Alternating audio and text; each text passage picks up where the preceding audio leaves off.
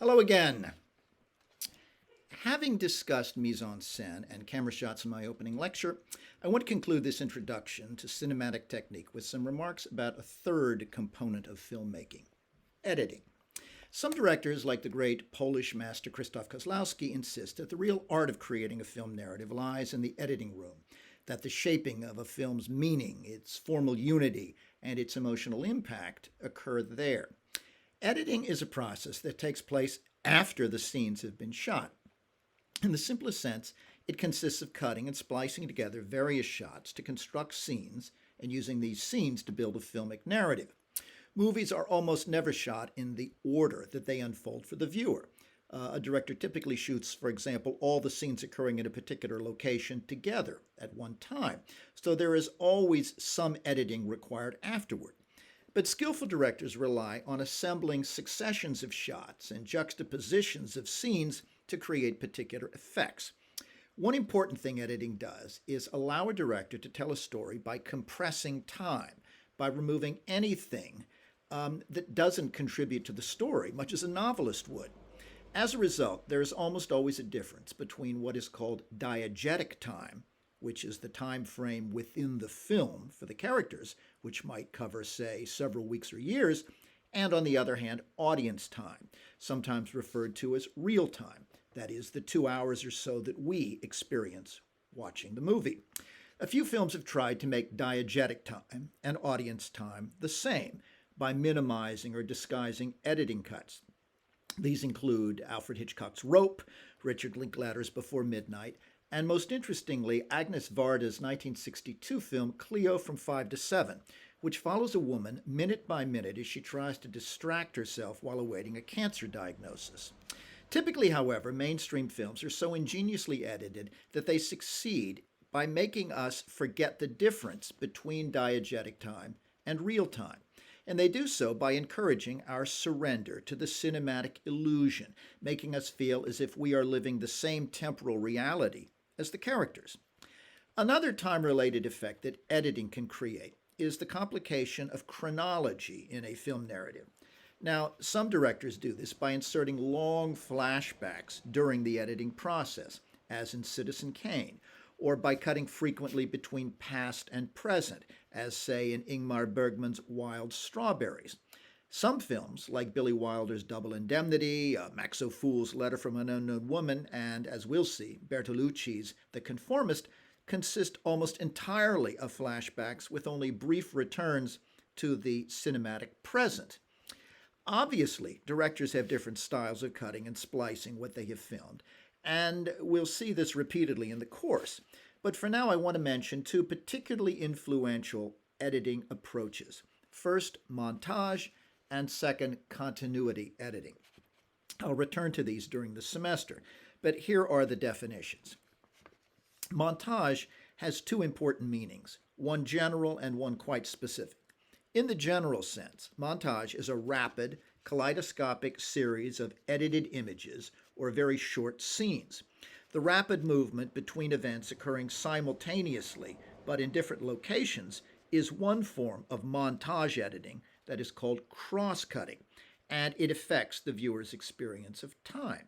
Shifting quickly between contemporaneous events in a cross-cut montage has the effect of expanding cinematic time for the viewer by stretching it out for us. For example, when a director moves back and forth between two sites of simultaneous action, it takes longer to show these overlapping events than passes in the diegetic world where they are occurring, because we see the simultaneously occurring events not as simultaneous, but in linear succession in the film, one after another. Unless, that is, the director experimentally tries to split the screen to show what is happening at once in two different locations. A fascinating experiment in split-screen simultaneity is Mike Figgis's recent film Time Code, where he divides the screen into quadrants, and we see ongoing events simultaneously in 4 different locations. But it's difficult for the viewer's eyes and mind to process that kind of barrage. So most directors use montage instead to render cotemporal events. And as I've noted, this tends to expand time for the viewer, as a few seconds, say, within the diegetic world, take often twice that long to show on the screen.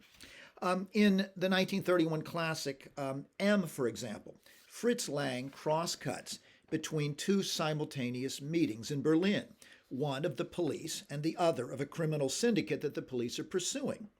A celebrated scene from Hitchcock's Sabotage illustrates how this kind of cross-cutting montage slows down the viewer's temporal experience on a smaller scale. We see a boy on a London bus who is unknowingly carrying an anarchist bomb in a film canister, a bit of Hitchcockian self-referentiality. We know that the bomb is set to explode at exactly 1:45 p.m. as Hitchcock cross-cuts between the boy on the bus, street traffic, and various clocks in town ticking toward the moment of detonation. These crosscuts drag out our sense of temporal progression to create agonizing suspense. As the clock hands reach 1:45, we get a montage of screen images that takes at least a few seconds longer for us to register than the diegetic instant in the film in which the bomb explodes. Here, have a look at this remarkable scene.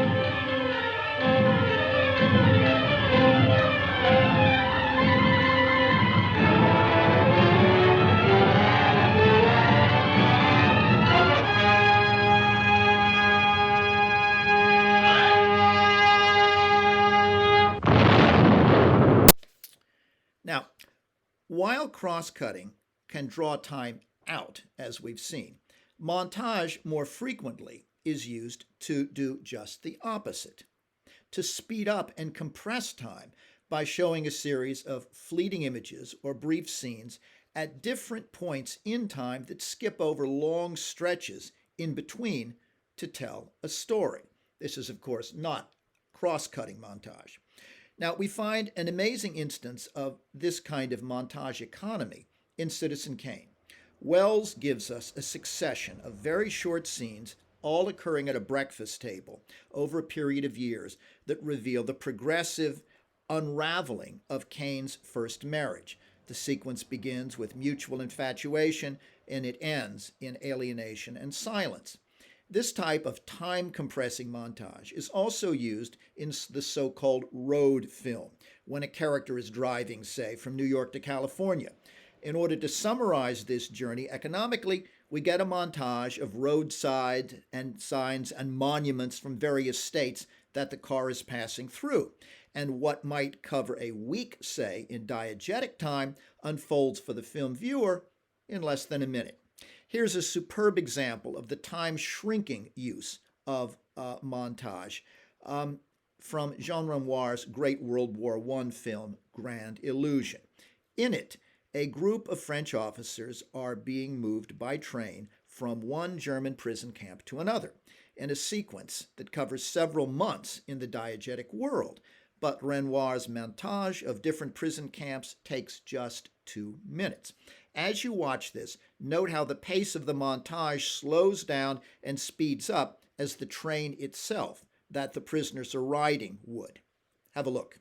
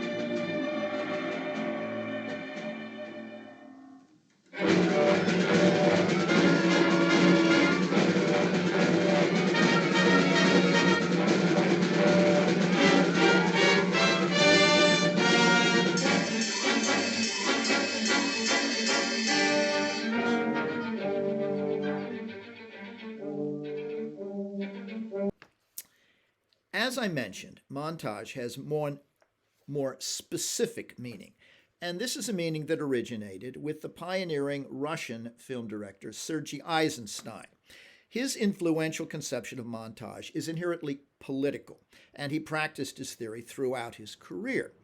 Eisenstein constructed montage sequences of quickly edited images based on Hegelian dialectic, that is, on the principle of thesis and antithesis, of opposites following one another.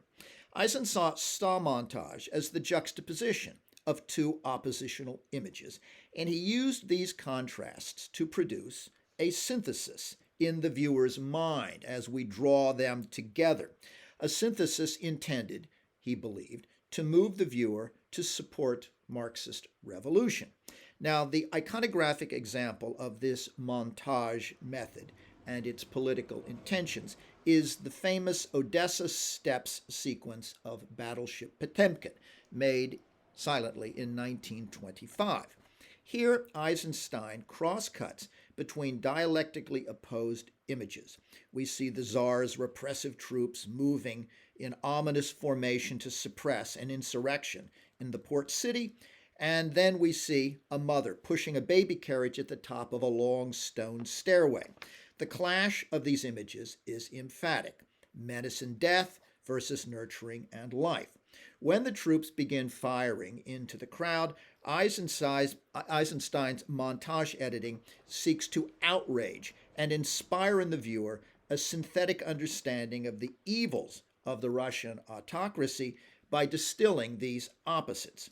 The woman is shot, and the baby carriage goes careening down the steps in a sequence that has been endlessly quoted.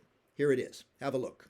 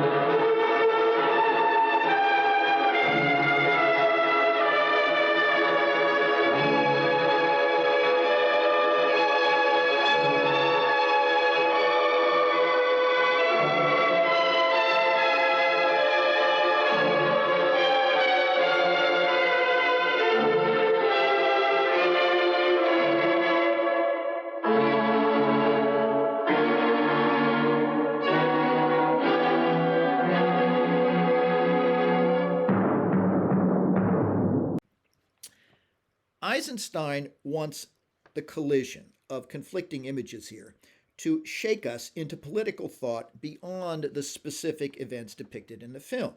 They occur in 1905, which was 20 years before the film was made. Now, this is important because for Eisenstein, we should never lose ourselves in the world of the film narrative. Rather, his aim was to jolt the viewer into awareness of the current political situation. Much say at the same time in the 20th century, Bertolt Brecht sought to do this on stage. Now, in complete contrast to Eisenstein's aim is that other important editing style that I referred to. It's known as continuity editing. This technique developed under the Hollywood studio system during the 1930s and 40s, and it continues today in many popular films. The methods of continuity editing are designed to keep the viewer immersed in the fictional world, to make us suspend our disbelief, which is to say, to keep us from thinking about the actual world that we inhabit by encouraging us to regard the illusory world we're watching on the screen as real, not as an artificial construct operating in a spatial and temporal framework different from our own. We're meant then, through continuity editing, to forget about the apparatus of the camera and the projector and even the screen, to be immersed in a sense of the real. Now, one of the most common ways in which continuity editing works is the use of alternating shots of characters in conversation. The smooth cutting back and forth between two speakers is what is called shot-reverse shot sequence. And this continuity editing device is so well established that we don't sense the artifice of it when we shift from one speaker to another, especially because continuity editing in this movement back and forth always matches the speaker's eye lines from shot to shot. That is, throughout the alternating shots back and forth, the camera maintains the consistent angles of the speakers as they look at one another. If one speaker is looking up at the other, then the other must be looking down in the reverse shot. If they're sitting at a table at the same eye level, the camera angle must be identical for both in each shot back and forth. The seamless consistency of this makes us forget the camera as a mediating device. Another trick of continuity editing that preserves the viewer's illusion of reality is presenting characters always at a slight angle from the camera, whether alone or in conversation. In classic Hollywood films, characters, even in close-up, almost never look directly into the camera. We always see them at some slight indirect perspective, because a direct look could make viewers feel that the figure on the screen was looking at and could see them, and in so doing, it would shatter the audience's fictive illusion. Psychoanalytic film theorists that we'll be considering in the course, such as Christian Metz and Laura Mulvey, argue that the fundamental inscription of a viewer's point of view in cinema is that of a voyeur, as we sit isolated in the dark, looking at a lighted screen, feeling alone. We instinctively enjoy this sense of looking into a private world of characters, as long as they can't see us looking. No voyeur likes to be discovered. Hollywood producers were aware of this voyeuristic pleasure. They knew it was essential then not to endanger the audience's sense of a hidden perspective by giving a direct frontal gaze at a character that would make the audience feel they were being looked at, that they were exposed. Now, most filmgoers want to believe that the fictive world they're watching is real, but that it is also unaware of their existence. Now, several of the directors that we're going to be studying in the course challenge and subvert continuity editing and its claims. But to illustrate the techniques that I've described first, to get an idea of how continuity editing functions, consider, for example, a scene from Elia Kazan's film of Tennessee Williams' great play, Streetcar Named Desire. You'll see in a moment a classic example of shot-reverse shot that uses alternating high and low angle shots as two characters gaze at one another on a spiral staircase in New Orleans. In this scene, Stanley, played by Marlon Brando, is drunk and bellowing for his pregnant wife Stella to come back to him after she has fled their apartment during a nighttime brawl. Stella is hypnotized by Stanley's voice, and her erotic response as she walks down the steps in this tenement was so steamy and provocative that the scene was actually suppressed when the film came out in 1951. As Stella descends the stairs in this shot-reverse shot sequence, the high and low angle shots change. The character's eye lines also change accordingly because she is, of course, going down the steps, and the changing eye lines reflect the shifting visual perspectives of the two characters. In this scene, sexual energy builds as we cut back and forth, and the voyeuristic viewer is allowed to enjoy that sexual energy vicariously because neither Stanley nor Stella ever looks directly at us into the camera. Have a look at the clip. Hey, Stella! Hey, Stella!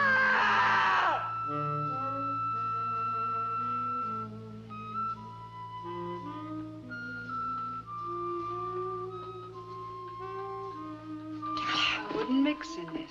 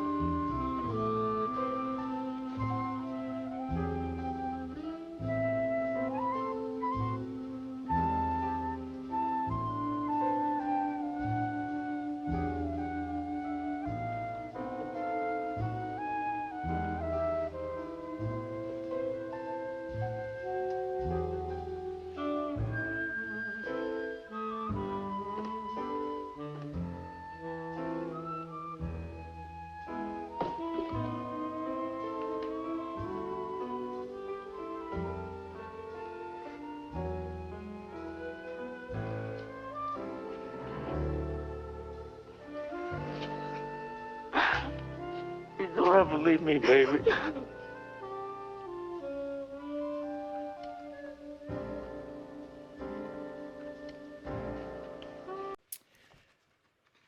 Shot, reverse shot, and eyeline matching help to foster the illusion of reality in a single location, as we see in that clip. But films almost always, of course, involve multiple locations. So, how did Hollywood directors accomplish this spatial movement of characters from one place to another without shattering the fictive illusion? Because, after all, in life, we simply do not teleport ourselves instantaneously from spot to spot. Well, they erase our sense of the artifice of that movement of characters through other aspects of continuity editing. Instead of the fast-paced cross-cutting between locations that we get in montage, Hollywood movie makers wanted to free the viewer from any awareness of real-time or spatial change that might threaten their ongoing sense of reality. So to preserve that mimetic illusion, continuity editing devised gradual transitions between successive scenes in different places or over stretches of time that were meant to reduce our sense of abrupt spatial or temporal shifts, to make us forget about those shifts. This is where dissolves, fades, and superimpositions play a role. And as you see on your handout, they can be defined fairly succinctly. Fade is either fade in or fade out. Gradual increase, fade in, or decrease, fade out, and the clarity of the filmed image usually used as transitional devices between scenes. Okay? Sometimes fading into black or sometimes fading out of black. Superimposition is a special effect in which two or more images are filmed over one another in the editing process and are visible on the screen at the same time. And dissolve is a variation on superimposition. It's a form of changing superimposition used to establish a transition from one shot or scene to another. One shot comes in while the second goes out. Okay, now within continuity editing, these three related techniques that I've just described, fades, superimpositions, and dissolves, all of which move slowly before our eyes, they create bridges between successive scenes in order to diminish the viewer's awareness of the artificial movement to a new setting or movement over, say, a gap in diegetic time that we're not experiencing in our own life. But we would notice those shifts in space and time if they occurred abruptly, thus the slow transitional effect of the devices I've just described. Now, there's one other trick of continuity editing worth mentioning: graphic matching. This is the use of similar compositional shapes to ease the temporal or spatial movement from one shot to another, and sometimes also to establish a kind of thematic connection in the process. You'll recall last time Hitchcock's graphic matching of the round bathtub drain in the Psycho scene with a close-up of the victim's eyeball that immediately follows it in the editing, the similarity of shapes. Now, Sikov notes another ingenious instance of this in 2001: A Space Odyssey, when an ape throws a bone in the air, and as it falls back to Earth, Stanley Kubrick matches the rotating bone with a rotating spaceship in a similar shape. Thus, millions of years of human evolution are smoothly compressed into two successive matched graphic shots. What facilitates graphic matching is the same phenomenon that makes film viewing itself possible, what is called persistence of vision. When the retina sees an image, it holds it for 1/30th of a second and carries that image over during that span to the following image. This is why in a film reel we see a smooth flow of related images in successive frames without noticing the interstices between or separating those individual frames. And that same retinal persistence helps to promote the transitional effects of graphic matching in editing successive shots. Now, before we turn to the French New Wave and François Truffaut, a few brief comments on the fourth and final component of narrative cinema, and that is sound. Sound didn't come to cinema until 1927 with the jazz singer, inaugurating the era of the so-called talkies. With sound, three new things were introduced into film: dialogue, music, and sound effects. Each of these auditory phenomena in a film can be either diegetic or non-diegetic. Diegetic sound is produced by and audible to characters within the world of the film, whereas non-diegetic sound refers to sound that only the audience can hear, not the characters in the film. Now, non-diegetic effects include, say, musical soundtracks, as opposed to music played diegetically by characters within the film world. For example, in the clip from Streetcar you saw, as Stella descends into Stanley's embrace, the non-diegetic soundtrack, which we hear but the characters don't hear, is a sensual New Orleans jazz that reflects their erotic arousal. But again, it is only the audience that hears this, not Stella and Stanley. Now, in many films, we find both kinds of music operating. Say, for example, in Hitchcock's Rear Window, for example, a tune that begins diegetically, which we hear being played by a composer on his piano across the courtyard, later then becomes part of the non-diegetic soundtrack that only the audience hears. Non-diegetic sound also includes voiceover narration, as we heard, for example, in the clip from Sunset Boulevard last time. There, the audience heard William Holden's narrating voice, but the characters in the diegetic world, including the cops investigating the murder scene, obviously didn't hear that voice.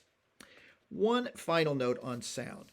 Much of the non-dialogue noise that occurs within the film's diegetic world, that is to say, sound effects in the world that the characters can hear, much of that, such as doors closing and breaking glass, or traffic sounds, or heels clicking, much of that sound is not recorded live, but is rather added as sound effect during the post-production, and it is controlled and added by a figure known as a Foley operator.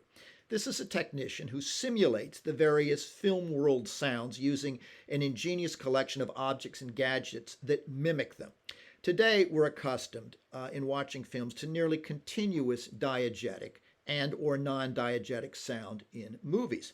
So much so that when we encounter long stretches within a film without any sound, as we do, say, in certain films by cinematic masters like Bresson or Ozu or Bergman, when that happens, the unexpected silence produces powerful effects, eerie, mystical, or sorrowful. All right, let's turn now to the French New Wave as a way of moving to a consideration of Truffaut and Jules and Jim. The year 1959 saw the release of two revolutionary films that changed cinema history: Jean-Luc Godard's Breathless and François Truffaut's The 400 Blows. Both were first films made by directors in their 20s who had been film critics writing for the Paris journal Cahiers du Cinéma. This was the first flowering of what became known as the French New Wave. And this group of film critics turned director included not just Godard and Truffaut, but also Claude Chabrol, Eric Romer, who we'll be studying soon, and Jean Rivette. But there were also two other important directors who soon became associated with the French New Wave. They were Alain Resnais and Agnès Varda, whose groundbreaking film Cleo from 5 to 7 I mentioned earlier, a woman director working at a time when female filmmakers were virtually non-existent. Now, among this group of restlessly creative and experimental pioneers, Godard was always the most aesthetically and politically radical, and he is the only one of this group still alive today. He continues to make film in his 90s, but the films have, over the last 20 years, been so idiosyncratic that they perplex even his long-term admirers. Two other fathers of this radical new cinema, Truffaut and Chabrol, became gradually more mainstream than Godard ever did, certainly by the early 1970s. But from the start, what came to be known as the French New Wave was never founded on a set of rigid cinematic or aesthetic rules. Rather, it was characterized less by fixed precepts than by a sense of shared values and attitudes. There was no dogma involved in this. Now, one important value that all the New Wave directors shared was the belief that a director should show an awareness of cinematic tradition by invoking and reinterpreting cinema history in his or her own work. Now, this is hardly surprising from a group of largely film critics turned directors. Their films are filled with deliberate echoes of other American and European movies, sometimes reverent homages and sometimes playful parodies, particularly as we'll see in Godard and Truffaut. But there is always this sense of engagement with and an awareness of film history. The young critics turned directors were inspired by various directors before them, by the American films of Orson Welles and Howard Hawks and Alfred Hitchcock, by the early Japanese work of Ozu and Kurosawa, and by older European masters such as Renoir and Lang and O'Fools. This rich international familiarity was possible because growing up in the post-World War II years, the future members of the New Wave were habitués of the Cinémathèque Française in Paris, the world's greatest film archive.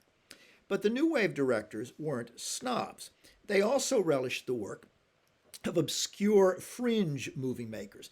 Godard, for example, shot Breathless in 21 days and dedicated it to Monogram Pictures, an American B-movie studio famous for churning out tightly paced films very quickly.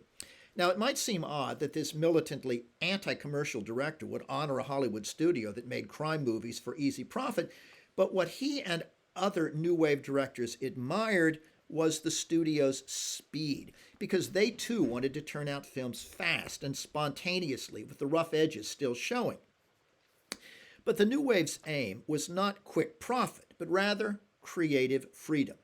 And bound up with the New Wave's emphasis on this expressive freedom was a view of the director as the controlling author of his work, from start to finish, from script to editing. Remember that this thing I'm describing, the auteur theory, which Andrew Sarris popularized, originated in the pages of Cahiers du Cinéma before Sarris got a hold of it in the Village Voice. It originated in the 1950s. Only later did Truffaut and Chabrol and Godard and others put that film theory into practice. Now, Truffaut was the first to advance the view of the director as a controlling artist whose vision shapes the film. He did so in a 1954 article when he spoke of les politiques des auteurs, that is to say, the policy of authors. Truffaut's idea reflected the influence of another theorist, a man named Alexander Ostrowsuk, who in 1948 had introduced the concept of camera stylo, that is, a director using the camera to transmit his individual vision and style as if it were, quote, a means of expression as subtle and supple as that of written language. Well, the New Wave directors, particularly esteemed directors like Orson Welles, who were undeniable auteurs, whose films were so stylistically distinctive and who were controlling every aspect of their production that their films became personal forms of self-expression. Now, while all of the New Wave critics embraced this model as filmmakers, as personal forms of self-expression, they worked independently of one another, each establishing himself as an auteur with his own highly personal visual approach, individual personal aesthetic, recurrent thematic focuses, and quite independent moral visions. So, for the New Wave directors, then, this creative authority required independence from, above all things, the studio system, both in France and in Hollywood, with its crippling hierarchies and divisions of labor and central aim of financial profit. All of those things the New Wave directors rejected. Now, as critics, the New Wave directors had advanced several other attitudes that shaped the films that they began making at the end of the 1950s and throughout the 1960s, really into the late 1960s, that reflected their general shared values. And one of these values was their rejection of the creation of a film narrative after filming through the editing process. They rejected especially continuity editing techniques. The New Wave directors regarded most post filming editing as a kind of inauthentic studio contrivance that took creative freedom and spontaneity away from the auteur director. Instead, they wanted to shoot films on location, not in studios, and to structure the film's story in such a way that everything important could be communicated before the editing process began. And to do this, of course, they oftentimes had to film the sequences that we would see in the film in the exact order in which they were shot, which was not easy. But also, in order to avoid too much editing to shape the film narrative, they favored long takes, expressive mise en scène to connect the characters with the background, and they employed deep focus photography to present simultaneous events occurring in different planes in order to be able to say as much as possible in a single scene as they could. Now, another ideal of the New Wave was what we now call cinema verite, that is, the use of portable, lightweight cameras in natural settings to capture real individuals on actual streets in order to give their films, even though they were fictive films, a kind of documentary quality of authenticity. In Breathless, Godard captured Parisian street life through a pulsating, spontaneous mise en scène shot with handheld cameras. His characters move through this world, and it shapes our understanding of them. In shooting, Godard actually put his cinematographer in a wheelchair and pushed him through Paris streets with this handheld camera in order to register raw urban reality in as unmediated a way as possible. Well, the New Wave directors also sought this rough-edged sense of reality, as I noted, not only by using handheld cameras in natural settings, but also by abandoning written scripts in some cases. Most famously, in Breathless, Godard started with a gangster story that Truffaut had actually written, but rather than working from anything like a script, he shouted out extemporized lines to the film's stars, Jean-Paul Belmondo and Gene Seberg, scene by scene. And the actors would then speak these lines that they had never rehearsed, making the lines sound more immediate and natural and spontaneous. Well, the final conceptual principle of the New Wave that I want to mention might seem at odds, and perhaps it is at odds, with the rough-edged, spontaneous realism of cinema verite that I've just described. At the same time, they wanted cinema to be self-reflexive, not just alluding to other films, as I've noted, but they wanted their films periodically to shatter the audience's illusion of reality, that thing that Hollywood editing, continuity editing, sought to preserve. In short, many of the New Wave directors wanted to remind viewers that they were watching a manufactured illusion, even though at other times they wanted to make that illusion as mimetic and real as they could. So, paradoxically, New Wave directors both tended to try to do everything to intensify the sense of reality and then very often remind us that it is, after all, a constructed illusion and dismantle it. In Jules and Jim, we'll see that Truffaut sometimes thumbs his nose at the illusion of reality, as, for example, by using an ironic, non-diegetic narrator to make us aware that we're watching a story. And he also thumbs his nose at continuity editing by sometimes calling our attention to his highly artificial, stylized shifts in time and space, using things like a wipe, for example, instead of any transitional device. Now, some critics have compared Hollywood's dictum of getting the viewer to believe in the truth of the screen illusion to the allegory of the cave, you'll remember, in Plato, in which Socrates describes a group of seated spectators who mistake the shadows cast on a wall by movements behind a fire for reality. Well, new wave directors sometimes call our attention, if you will, to the artifice of those shadows on the screen that we are watching and to the artificial system that creates those illusions. They call our attention to the fictimness of what we're experiencing. And the most stunning repudiation of the illusion of reality, I think, in all New Wave films comes at the start of one of the very first, Breathless. It comes almost as a kind of declaration. It comes when the film's anti-hero, a petty gangster, steals a car in Marseille and drives toward Paris through the French countryside. He not only talks aloud to himself, but he faces the camera directly and addresses the audience directly. He even insults us as he speaks to us. Now, in showing this, Godard immediately shatters the veil of privacy that we expect as voyeuristic viewers. He breaches that invisible fourth wall that we expect and need in order to suspend disbelief and to perpetuate the sense that we're actually looking into a real world. Take a look at this famous opening scene in Breathless. Michel, emmène-moi. Il est quelle heure? 11h moins 10. Non, ciao.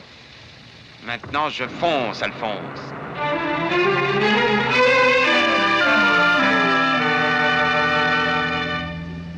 La la la la, la la la la la la la la la la la la la la la la. Buenas noches, mi amor. J'y crois qu'il va me doubler, celui-là. Que ça frégate à la con.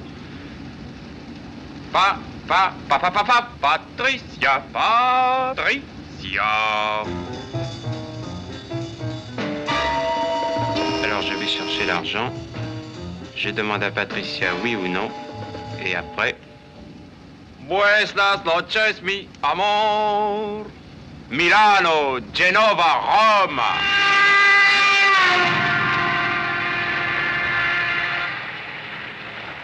C'est joli la campagne.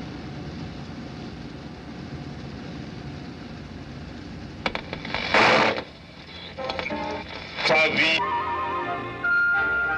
J'aime beaucoup la France.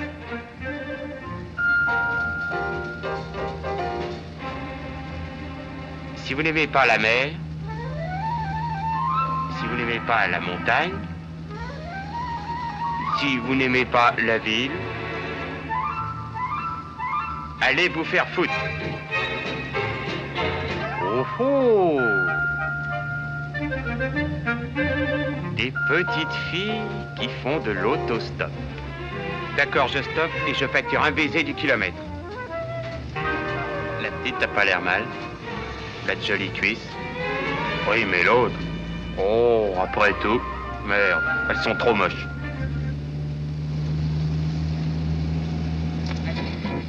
Il n'y a pas d'amour. Hé hé hé.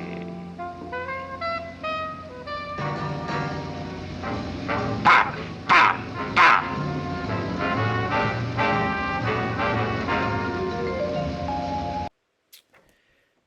Now, by shattering the illusion of reality here in this brazen gesture of cinematic self-reflexivity, Godard announces something essential, I think, in the New Wave aesthetic in general, that it will involve making us aware of our act of film watching as often as it tries to represent reality as it is. Now, Truffaut does this as well, I think, though perhaps in less radical ways than Godard did in Breathless. Truffaut made his own groundbreaking film, The 400 Blows, one of the first two that established the movement, when he was just 27 years old. And it was released a few months before Breathless, also in 1959, that annus mirabilis of New Wave productivity. It promptly won the Best Director Prize at Cannes. It was immediately embraced and heralded. Now, prior to this, Truffaut had made only a few short films, But he was challenged to make a full-length movie by his father-in-law, a producer who had read Truffaut's astringent criticisms of mainstream filmmaking in Cahiers de Cinéma. And Truffaut responded to this challenge with one of the most incisive and unsentimental studies of childhood ever made in The 400 Blows. It's a thinly disguised story of his own hard-scrabble boyhood in Paris, but updated by a decade. Truffaut was born out of wedlock. He never knew his father, and for the first 8 years of his life, he was sent to live with nannies and his grandmother. When she died, he lived unhappily in Paris with his mother and the man whom she married, but he always felt, as a child, neglected and resentful.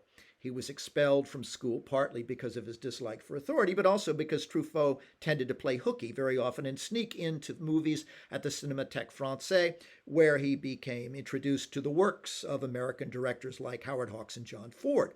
Thus, Truffaut formed the ambition, quite early, of becoming a film director. The English translated title, 400 Blows, doesn't convey the idiomatic significance in French. The title's taken from the phrase fait de 400 coups, meaning to raise hell or to cause trouble. And Truffaut's alter ego in the film, Antoine Donnel, is a rebel. But his transgressions are not like those of Godard's criminal Michel, who is inherently immoral and self-serving. No. Instead, Antoine is reacting against a brutal and capricious world. He's deeply sympathetic. A world that seems brutal at home and at school, and certainly in the legal system that punishes him, subjugates him, injures him.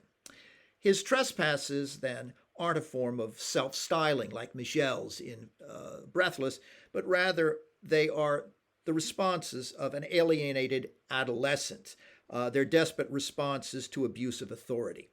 In the memorable close of The 400 Blows, Antoine escapes from a reform school, and the film's last 10 minutes consist of a single tracking shot of him as he is running, but with nowhere to go.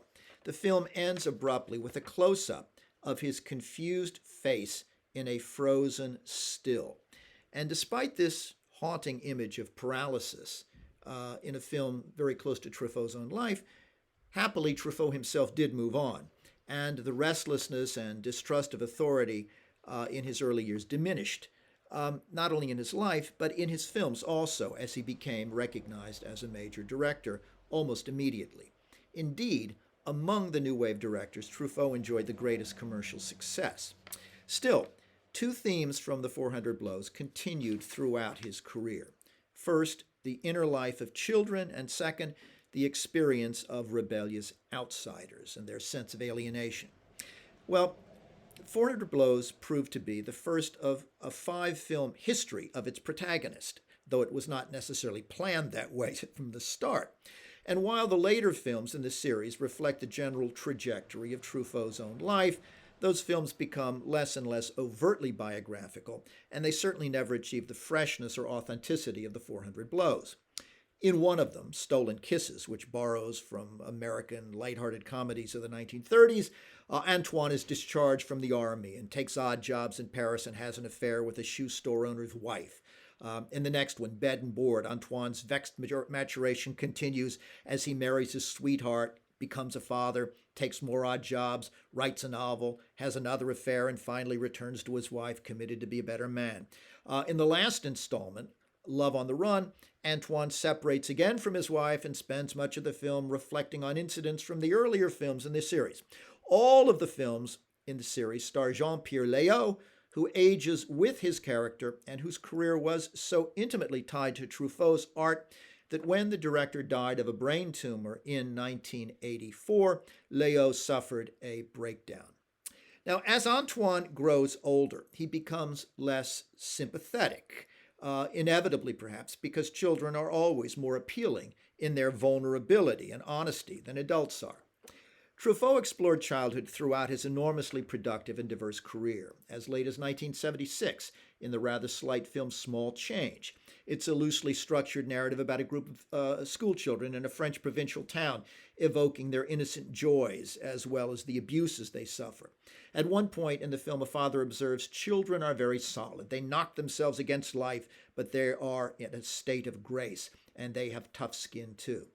This idea of children as endlessly adaptable and resilient is a central one in Truffaut's most curious work, I think, The Wild Child, based on actual records of the so-called Wolf Boy of Avignon, who was captured in the early 1800s and taken in by a rationalist director played by Truffaut himself.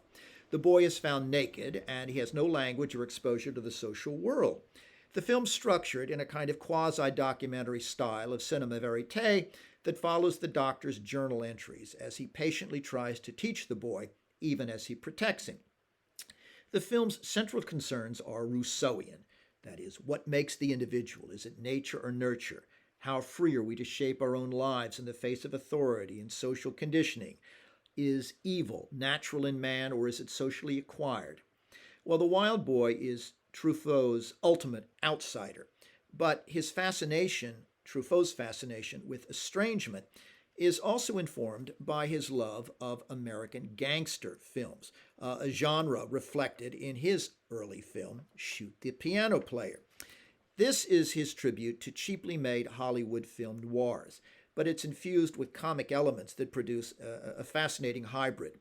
Based on an American pulp novel, it tells the story of a former concert pianist reduced to playing in a honky-tonk who becomes embroiled in a world of gangsters when he tries to help his brothers. But the film shifts tone and mood radically, mixing comedy and melodrama into the crime narrative. As such, it sometimes seems to mock the film noir genre it's borrowing from, but it certainly alludes to it.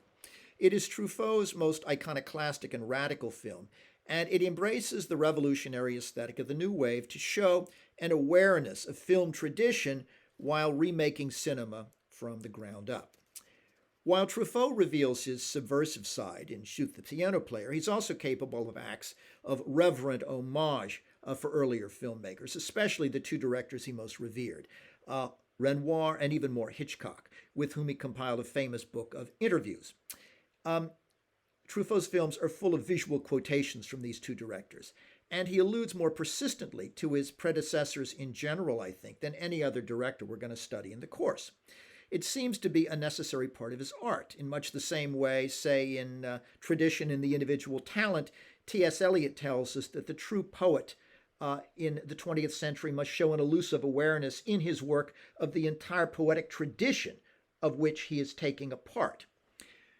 Truffaut's inscriptions of Hitchcock emerge most emphatically in two psychological thrillers he made, which are filled with visual echoes and puns of the master's works, particularly his film The Bride Wore Black. It's about a woman who relentlessly pursues men who shot her husband on the church steps on their wedding day, and it uses music, in fact, composed by Hitchcock's own frequent collaborator, Bernard Herrmann. But apart from Truffaut's fascination with children and alienation and the criminal outsider, his work is marked by another abiding subject that is going to concern us in particular in Jules and Jim, and that is the psychology of romantic desire and its discontents. Truffaut once observed that monogamy is impossible, but anything else is worse, and his films bear that statement out. Love triangles abound in Truffaut, almost always causing pain, sometimes death, most notably in the film we're about to study, Jules and Jim. Truffaut wrote and directed it in 1962, still quite early in his career, and it reflects the central tenets of the New Wave approach to cinema much more than the films that follow it in his career. For me, and I think for many others, Jules and Jim is Truffaut's greatest film, and really one of the greatest films, I think, of the 20th century.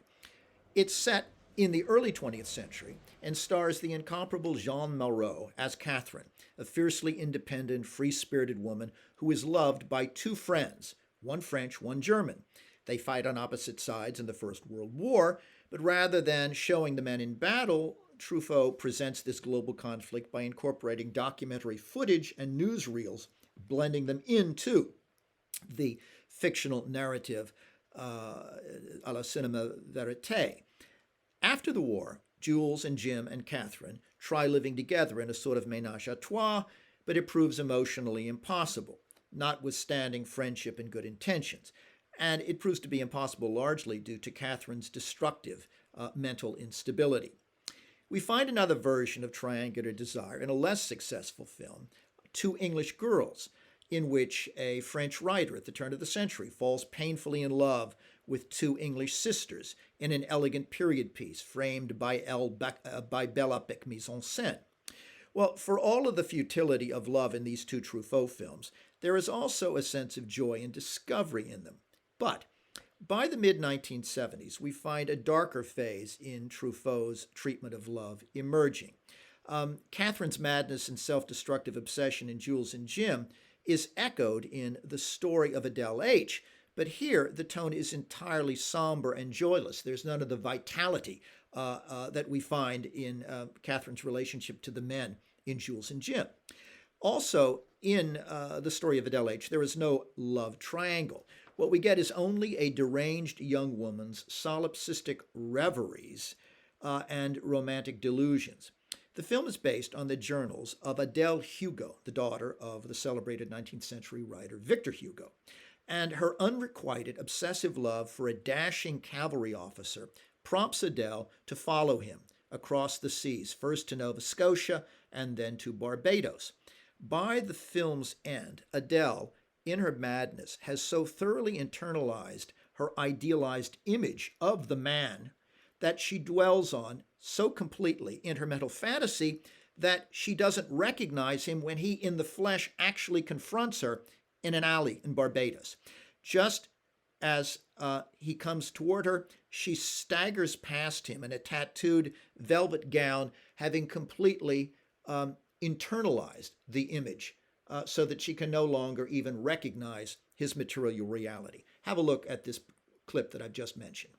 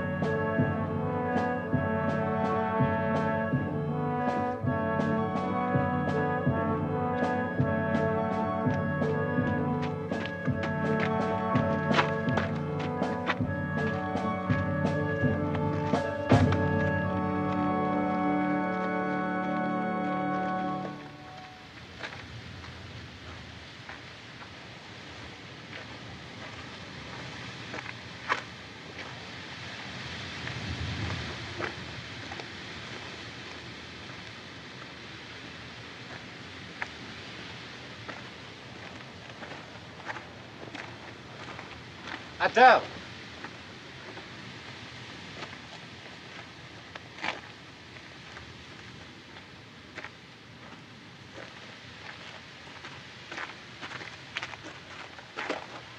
Adele!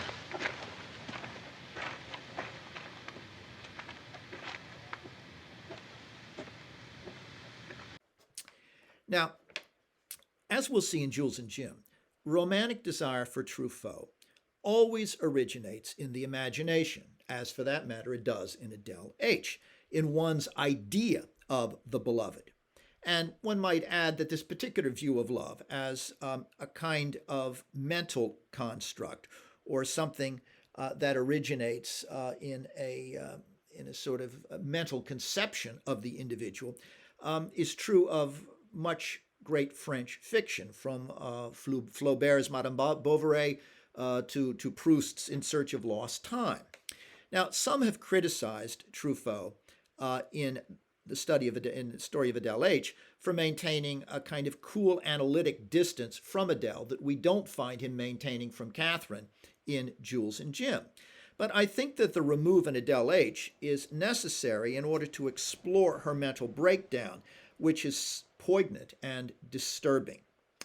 2 years after that film, Truffaut drew upon two stories of another kind of morbid obsession, two stories by Henry James, The Altar of the Dead and The Beast in the Jungle.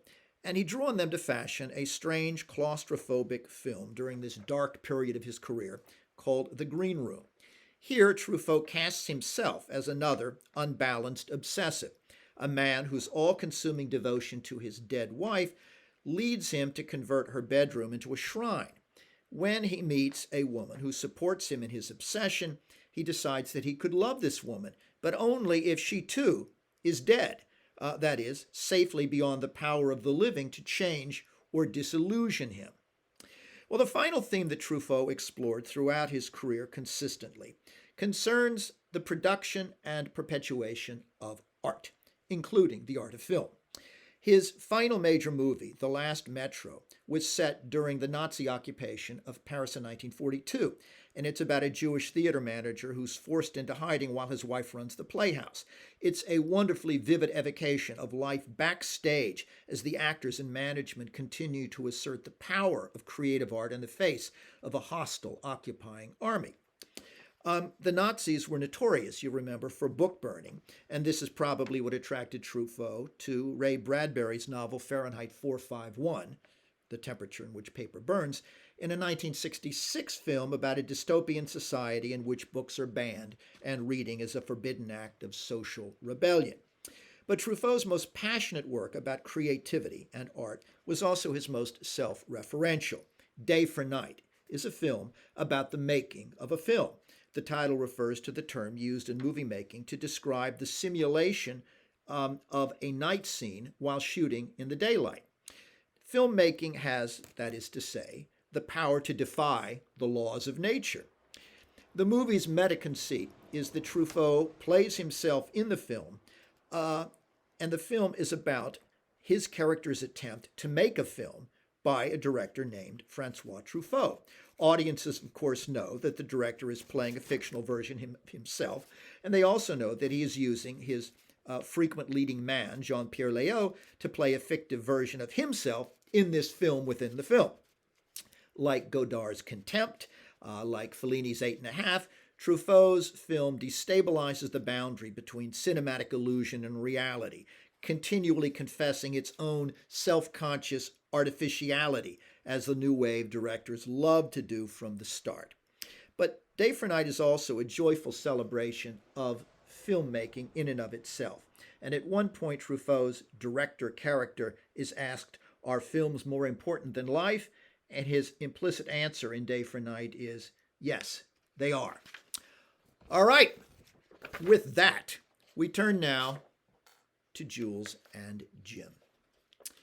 The film covers 21 years between 1912 and 1933, with World War I coming in the center of this historical span and also coming in the middle of the movie. The screenplay that Truffaut wrote for the film is based on a 1953 semi-autobiographical novel by a little-known writer named Henry Pierre Roche, which Truffaut came upon accidentally while browsing in a secondhand bookstall. But he was so intrigued that he made a point of meeting with the then aging author, who encouraged Truffaut's plan to adopt the novel as a film. But there is a second significant literary source that's actually mentioned within the film itself, and that is the work of the great German writer Goethe, his 1809 novel Elective Affinities.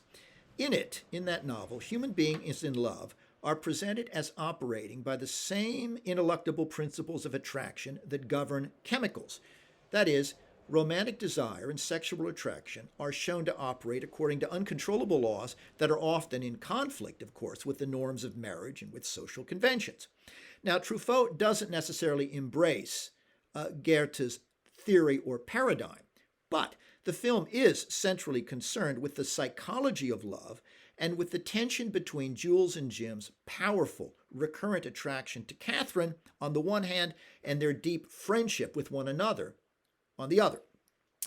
Goethe's novel features two couples, total of four protagonists, but Truffaut's film, of course, has only three, and they form an unconventional love triangle with Catherine at the apex as the object of both men's longing. Now, that kind of triangle in itself is not at all unconventional. It traces back to medieval romance. The structuralist critic René Girard says that in such a triangle, a male lover always feels a sense of painful rivalry with the competing lover, whom Girard terms the mediator in the relationship. The lover's awareness of that mediator, of that rival, as an obstacle to his fulfillment of his exclusive desire for the woman, according to Girard, in a love triangle, fills the lover with a jealousy that intensifies his bitter hatred for his rival, but that also deepens his longing for the woman.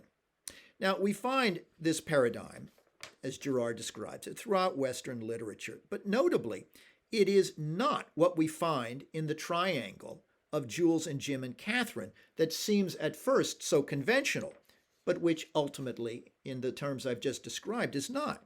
Here, the male friendship is established before Jules and Jim meet and simultaneously fall in love with Catherine. And although Catherine will often attempt to induce jealousy in both men by moving back and forth between them, Jules and Jim's friendship survives both their powerful competing desire for her and her attempts to disrupt their friendship. That is to say, the men refuse to allow jealousy, which is characteristically the motor in most love triangles. These men refuse to allow jealousy to intervene in their own relationship. When one of them is in the ascendant as Catherine's chosen lover, rather than feeling hostility and rage, the other stands back and offers support, no matter how painful it may be. When it's clear that Catherine has initially chosen Jules as her lover, Jules tells Jim, "Not this one, Jim," and Jim, out of friendship, holds back despite his own ardor for her. Now, as we'll see, Catherine dominates the second half of this film, not just as an object of desire for the two men, but also as an active centripetal center of energy who tries to dictate the movements of the two men, and also as a primary source of psychological interest. Yet, Jules and Jim remains not just an exploration of romantic desire and its discontents, but it is also, of course, a film study of the depth and stability of male friendship. Jules and Jim's bond ultimately deepens because of their shared turbulent love for the same inconstant, destructive woman. And Truffaut shows sympathy for them both while emphasizing the men's differences. Jim is an extroverted and worldly Parisian writer, while Jules is a shy Austrian who's happiest in the countryside. Just as their devotion to each other endures their love for Catherine, it also survives World War I, where they fight on opposite sides and fear ever encountering one another in battle. Here, Truffaut nods to Renoir's Grand Illusion, in which a French officer and his German counterpart form a solidarity in the film that transcends their assigned adversarial roles as national enemies. Nevertheless, the motor that drives Truffaut's film is, after all, romantic desire. Both men long for a lasting, passionate relationship with a woman, only to discover repeatedly that this is impossible, at least with Catherine. Indeed, once Catherine is introduced into the film, Truffaut establishes a behavioral pattern that repeats itself in the lives of Jules and Jim. For both, their desire for her leads to a brief happiness with her, followed by a separation from her that she instigates, and then a rebirth of the male's desire. More broadly, the film's structure falls into three parts. First, we have the opening establishment of Jules and Jim's friendship in Paris. Second, we have the vacillating three-way love relationship that develops with Catherine's arrival and that dominates the film both before and after the war period of 1914 to 18. And finally, the third part, we have Catherine's downward spiral into madness and death. Well, let's begin our analysis with the film's credit sequence, followed by brief vignettes of Jules and Jim's developing friendship over a few months, as described and summarized by a non-diegetic voiceover narrator. Have a look.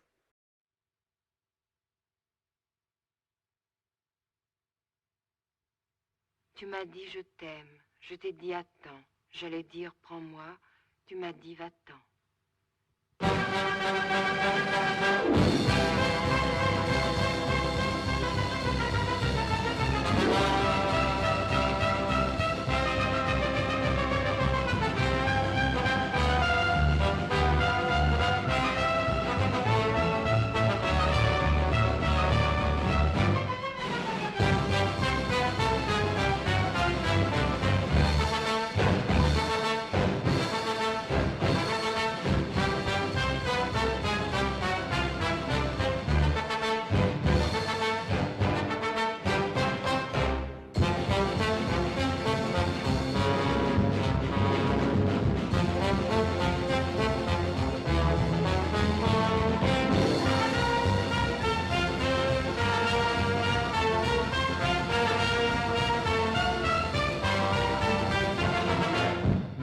C'était vers 1912. Jules, étranger à Paris, avait demandé à Jim, qu'il connaissait à peine, de le faire entrer au bal des Quatzars. Jim lui avait procuré une carte et l'avait amené chez le costumier. C'est pendant que Jules fouillait doucement parmi les étoffes et se choisissait un simple costume d'esclave que naquit l'amitié de Jim pour Jules. Elle grandit pendant le bal où Jules fut tranquille, avec des yeux comme des boules, pleins d'humour et de tendresse. Le lendemain, ils eurent leur première vraie conversation, puis ils se virent tous les jours. Chacun enseignait à l'autre jusque tard dans la nuit sa langue et sa littérature. Ils se montraient leurs poèmes et les traduisaient ensemble. Ils avaient aussi en commun une relative indifférence envers l'argent, et ils causaient sans hâte, aucun des deux n'ayant jamais trouvé un auditeur si attentif. Jules n'avait pas de femme dans sa vie parisienne et il en souhaitait une. Jim en avait plusieurs. Il lui fit rencontrer une jeune musicienne, le début sembla favorable, Jules fut un peu amoureux une semaine et elle aussi, puis ce fut un joli bout de femme désinvolte qui tenait le coup dans les cafés mieux que les poètes jusqu'à 6 heures du matin. Une autre fois, ce fut une jolie veuve toute blonde. Ils eurent des sorties à trois. Elle déconcertait Jules qu'elle trouvait gentil mais ballot et amena pour lui une amie placide, mais Jules la trouva placide. Enfin, malgré l'avis de Jim, Jules prit contact avec des professionnels mais sans y trouver satisfaction.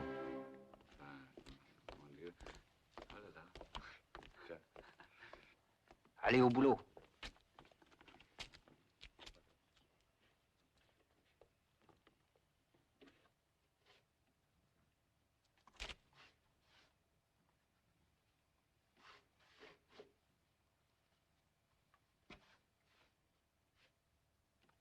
Il n'y a plus de peinture. Salope, on va encore dire que les anarchistes n'ont pas d'orthographe. Sauvez-moi, c'est Merlin qui me poursuit. Il est plus costaud que vous, courons tous les trois. Pouvez-vous me donner un coucher pour cette nuit? Je m'appelle Thérèse. Well, before the much celebrated, exuberant music that characterizes the birth of Jules and Jim's friendship begins to play, announcing the joys of Paris, before that, the very first thing we get in this film is a black screen and Catherine's voice saying something ominous. You said, I love you. I said, wait. I was going to say, take me. You said, go away. It's an economical description of love as unsatisfied, as filled with separations, and as never really balanced. And that is a fit characterization of Catherine's relationship with the two men that we're about to meet at the beginning of the film. The passage comes so quickly, though, that we tend to forget it in the playful, joyful energy, the youthful optimism, and the boundless sense of possibility that follows afterward at the start of the film. But those words we get point toward the discord to come. By using an outside narrator who has no presence in the diegetic world to summarize Jules and Jim's friendship, Truffaut makes no attempt to disguise the fact that we are watching a film rather than life, okay? We skip over days and weeks, not through continuity editing, but in a montage that shows Jules and Jim becoming friends in 1912. Their friendship involves long conversations and translating one another's poetry, but it begins with a curious moment of bonding that you saw in that clip, in preparation for a costume ball. Jim helps Jules dress, as a slave. And this lighthearted moment has darker resonances later, as Jules, after all, abases himself slavishly before the unfaithful Catherine after they are married. But at this point, at this pre-Catherine moment, what both Jules and Jim exhibit is not romantic love, but rather a longing for romantic love, a thirst for a transfiguring emotional experience. In short, early in the film, before meeting Catherine, both men desire to desire. And this need, this desire to desire, leads them to the unsatisfying short-term dalliances they have with the women we see in the montage, ending with the free-spirited drifter Therese. She is a sexually liberated woman who emerges as a comic, less dangerous precursor to Catherine. Therese is rebellious and impulsive and faithless, as Catherine is, taking up with Jules for the night only to drop him the next day. But unlike Catherine, Therese is too light-hearted to be destructive or self-destructive. Truffaut's style in this early part of the film is as exuberant as the world he depicts. We get a constantly moving camera with pans and tracking shots that convey the sense of youthful energy and delirious possibility that the French experience in Paris.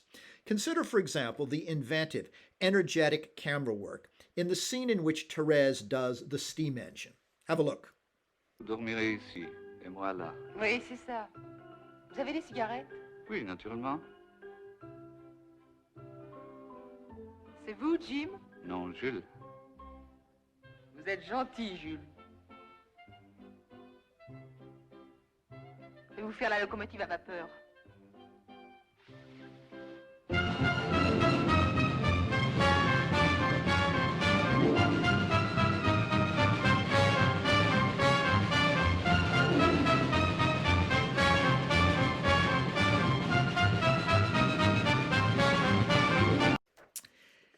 As the fast-paced music hall score plays here, non-diegetically, the camera also speeds up and makes a 360-degree circle around Therese as she blows smoke like a locomotive.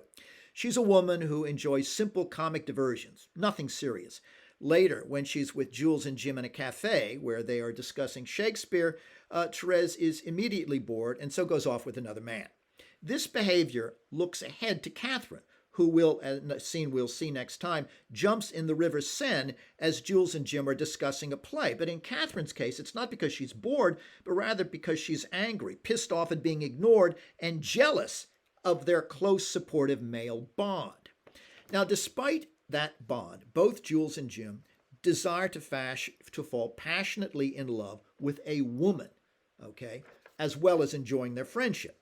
In the cafe, Jules shows Jim several photographs of Austrian women that he has courted, tried to love in his desire to desire, and even proposed to. But it's clear that in these cases he was more in love with the idea of love than with any of these women themselves, that he was operating out of a sense of lack, that he wanted to fill that, to find an object that he really could desire, but always finds himself somehow disillusioned. Now, the men's simultaneous love for Catherine begins before they ever see her. It begins with the image of a smiling goddess from ancient Greece that they behold one day when a friend of theirs is projecting slides of a trip he is taking onto a screen. But it's not a superficial attraction. Rather, the goddess who so moves them seems to stir in both men an underlying ideal of female beauty. It seems to bring to consciousness in them a template that had been buried unconsciously in their minds. They recognize this female ideal then as something pre-existent within them, rather than something that they have simply imaginatively generated out of nothing.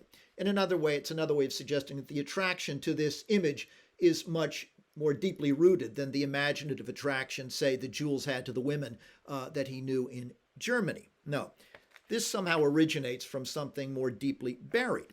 The two men are so smitten by the face, smitten simultaneously, that they decide to travel spontaneously to a Greek island where the stone statue was found, in order to see it in the original.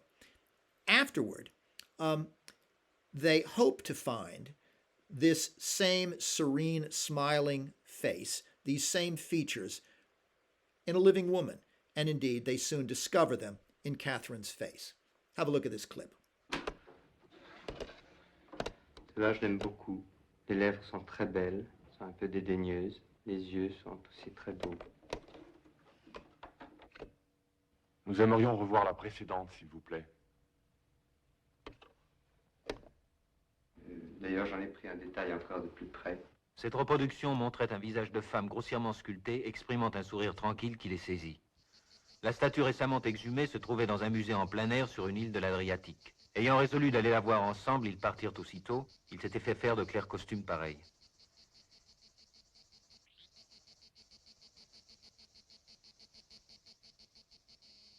Ils restèrent 1 heure avec la statue, elle dépassait encore leur espérance, ils tournèrent très vite autour d'elle en silence. Ils n'en reparlèrent que le lendemain. Avaient-ils jamais rencontré ce sourire? Jamais. Que ferait-il s'ils le rencontraient un jour? Ils le suivraient. Jules et Jim rentrèrent chez eux, pleins de la révélation reçue. Paris les reprit doucement. Now, there are some rich ironies in this sequence when we look back on it. The young artist who is projecting the image of the goddess, soon to be introduced into the film, is named Albert. And the image that he projects, which is later to be incarnated in Catherine, is one that is particularly ironic because Albert will later become her, Catherine's, adulterous lover. After Jules and Jim see and fall in love with Catherine as the embodiment of this female ideal glimpsed in stone, both men speak of Catherine as a goddess, seeing her as absolutely inseparable from this original image. Jules describes her as la femme, an eternal woman who is made for all men. He calls her a queen, a vision for all men. And Jim invokes Catherine similarly in exalted language, because neither man can free his view of Catherine from the mysterious art image that revealed to them their underlying love ideal that so closely resembles her. Now, one might say that in this sense, neither man really ever knows Catherine, because, of course, despite the physical resemblance, there is in her something altogether very different from the smiling serenity of that expression on the face of the Greek goddess. But the fact is that Catherine encourages male veneration of her as a mythic female. She encourages them both to see her as, quote, more than just a woman. She finds Jules and Jim's extravagant praise gratifying because that praise matches Catherine's idealized conception of herself. And narcissistically, as we'll see, Catherine wants men, all men, but especially Jules and Jim, to ratify that exalted self-image that she holds. Well, despite her physical resemblance then to the goddess, Catherine increasingly exhibits a depressive inner darkness and an inner violence that is completely incongruous with the serene, smiling stone image. But ironically, Jules and Jim can never get fully beyond their original spellbinding conception of her rooted in physical similarity. When the friends, you'll recall, in the clip you just saw, first see that photo of the carved images, they were so mesmerized by it that they were momentarily speechless, struck dumb. It's only a moment later that Jim asks to go back and let us see that slide again. Note that this projection of photographic images is a self-reflexive gesture on Truffaut's part. We're reminded in it that as a film audience, we, like Jules and Jim, are watching a succession of projected images. We're reminded also that romantic images enchant us on the screen, much as they enchant Jules and Jim on the screen. Indeed, many an idealized love for an actress is born on the silver screen. When the friends locate that actual statue of the goddess, instead of presenting it in a still image, the way we get it when they first see the slide. Instead, when they look at it in reality, Truffaut's camera moves frenetically around the statue. And this camera movement mimics the ways that Jules and Jim spend hours on the Greek island walking around the stone bust, viewing it from various angles in their infatuated enthusiasm. When they return, after their life-altering journey, the narrator speaks of their youthful impetuosity in a tone of affectionate irony. He says, Paris took them back gently. Thanks.